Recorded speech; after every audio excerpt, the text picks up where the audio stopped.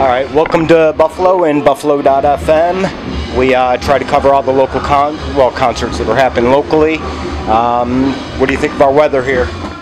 Oh, the weather's great. I heard it sucks in the winter though. It always sucks. On Sunday it was, I think, 90 degrees, and today it's actually popped down to what it is today, and we go back to winter mode. I was curious because I seen that you guys got picked up at Talladega with 4 laps to go. Yep. Did you get to see Dale Jr. in the winner circle at least? Nope. We were detained. Detained. That sucks. I was detained in Richmond before, and love NASCAR.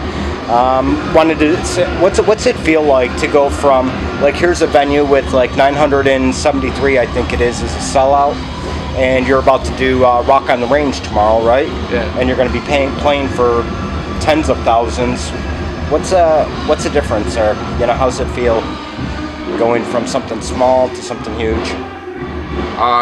That's kind of been my thing for years, like this has been, I've been in these kind of rooms, man, for a while, so this is just what I'm rocking, and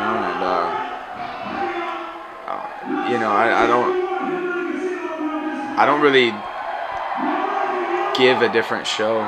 Oh, okay. So it stays the same, big stage or small stage. Yeah. Some people are like, well, it's a small stage, so I'm not sure how we're gonna do it now, and others, are used to it.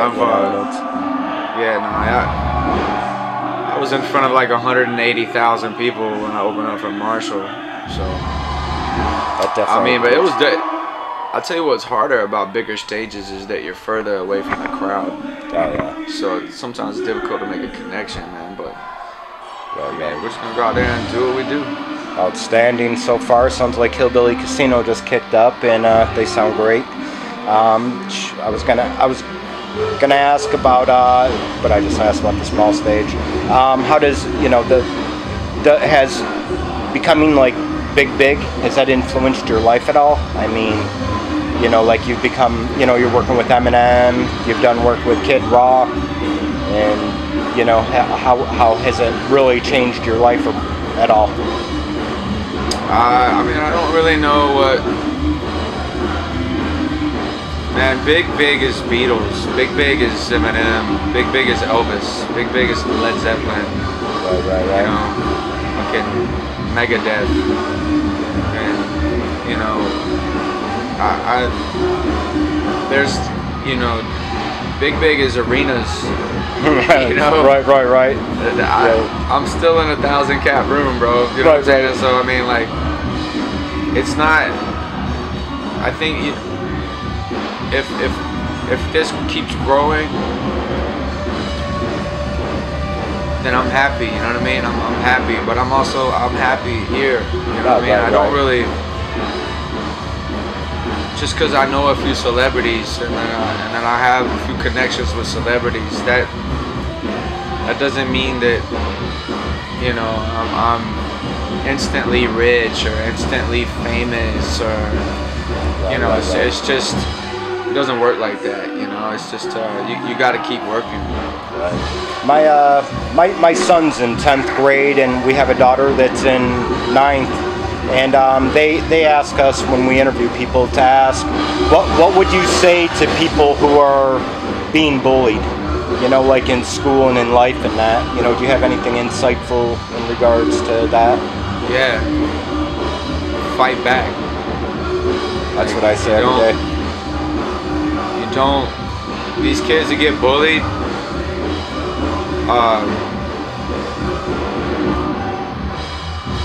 you can always fight back. Find a way. Find a way. Don't be a coward. Because that one, if you get beat up once or pushed around once and you do nothing, it's kind of like playing with a deer in a cage. It just becomes easy for that aggressive person. I used to get picked on in school, but I fought back. You might not win all the fights, but You win some, you lose some. Respect. Yeah. You want to get respect, you know. You don't become an easy target either.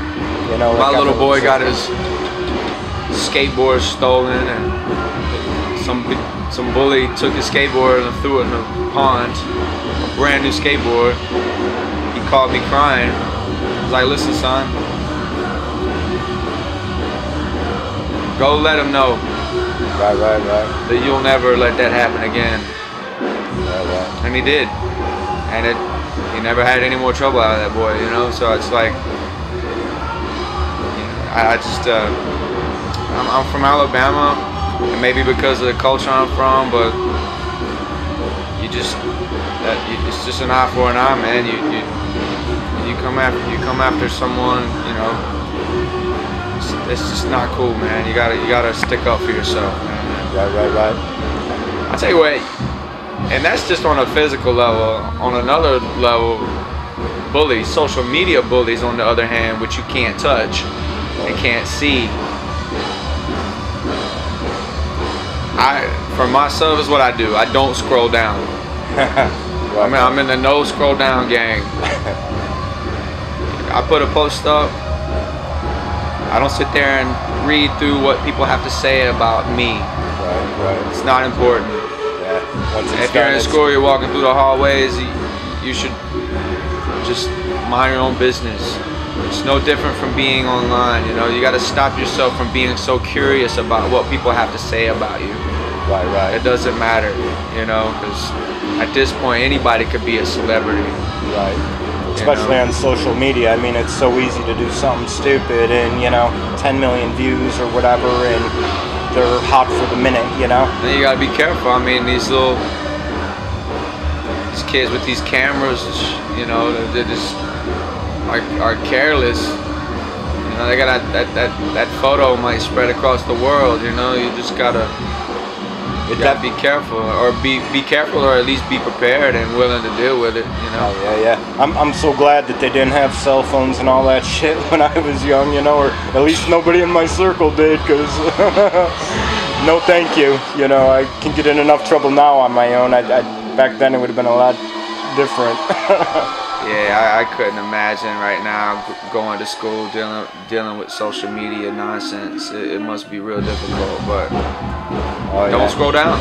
Yeah, I always go old Don't school, care. and I believe in the whole an eye for an eye, and, you know, knock the shit out of them, and I hope I can say shit on my thing, but knock the shit out of them. Yeah, knock the shit out of them, and, you know, don't take it and stand up, and of course don't be stupid about it, but I like to don't scroll down, because I myself, I put something on, and I'm always like, you know, we spend half of our night scrolling through to see how many likes or shit like that, you know, and...